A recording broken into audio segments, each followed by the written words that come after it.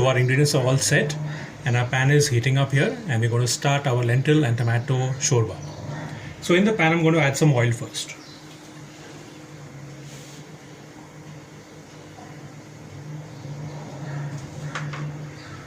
Followed by some hing, asafoetida,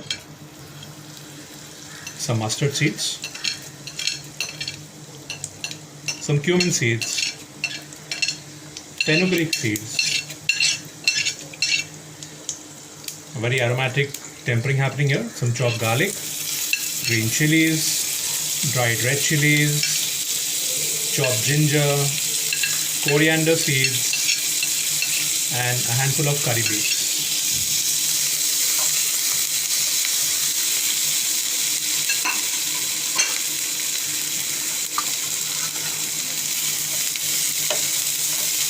So we allow these ingredients to splutter for a few seconds to bring out the aroma into the oil, because the whole spices, they have some volatile oils which come out during the heating process.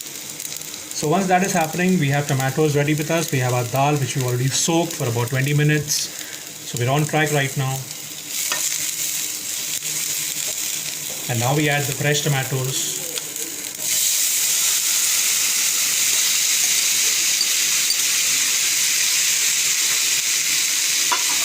Followed by our tur dal, which we have soaked for about 20 minutes and drained the water.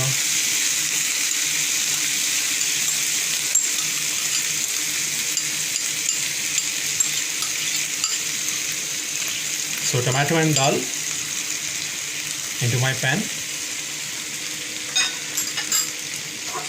and we give it a stir.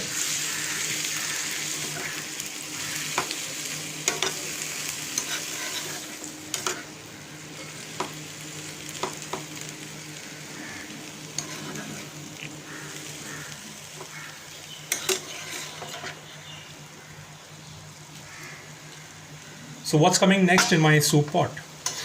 What I have next is I'm going to add some salt to taste, some black pepper powder, some red chili powder, some turmeric powder, and then I'll add some water and allow the dal and tomatoes to cook for about 15-20 minutes or until dal becomes soft.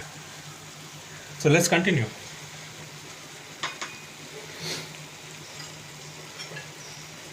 So I add some salt to taste, some red chili powder,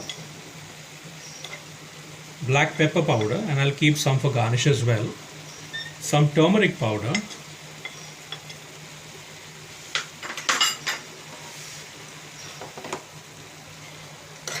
and give it a nice mix.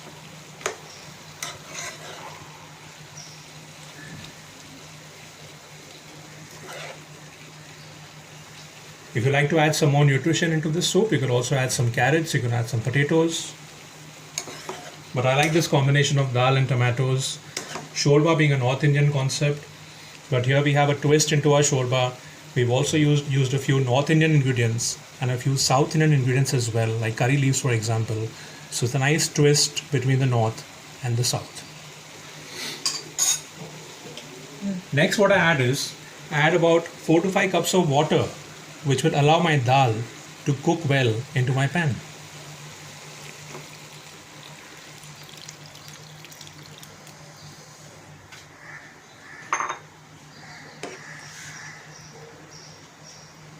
And I simmer this on the lower side for about 20-25 minutes and allow the dal to cook completely. And after that, I'm going to strain this soup. I'm going to blend the entire tomato and the dal together along with the spices and strain the entire mixture, and then come back and finish my soup. Okay viewers, so it's been around 25 minutes and the dal and the tomato have been well cooked, and I have strained it out. So I blended the entire mixture and I strained it out, and it's coming back to a boil right now. And we checked for salt, the seasoning is fine. And now it's time to finish our soup and plate the soup into my soup bowl and enjoy the soup piping hot. So while my soup is boiling right now, I'll give it a stir to show you the texture of the soup, which has got a natural thickening from the dal.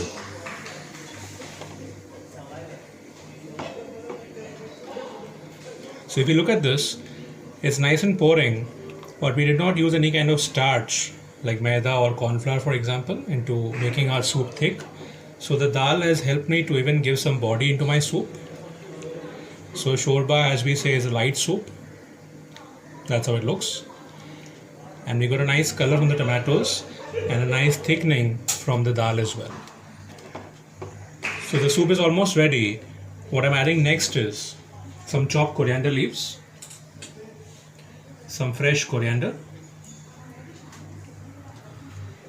and I like the soup with a pinch of black pepper, crushed black pepper. So I add that towards the end for the freshness. And I like a squeeze of lime into my shorba as a finishing touch. And giving it a light stir, I turn off the flame and my soup is ready to serve. So I've got a nice soup bowl here which is all set, and I start pouring my soup into the bowl. But guess what? This shorba is being served hot right now.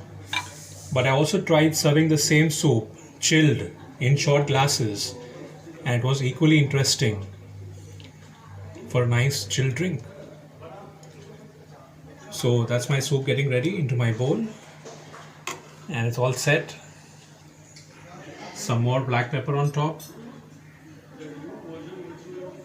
and that's our lentil and tomato soup shorba, which is all set to be tasted. So while I go for a tasting of this soup, you have a look at the recipe one more time and do surely try it out. Happy cooking and thanks for watching.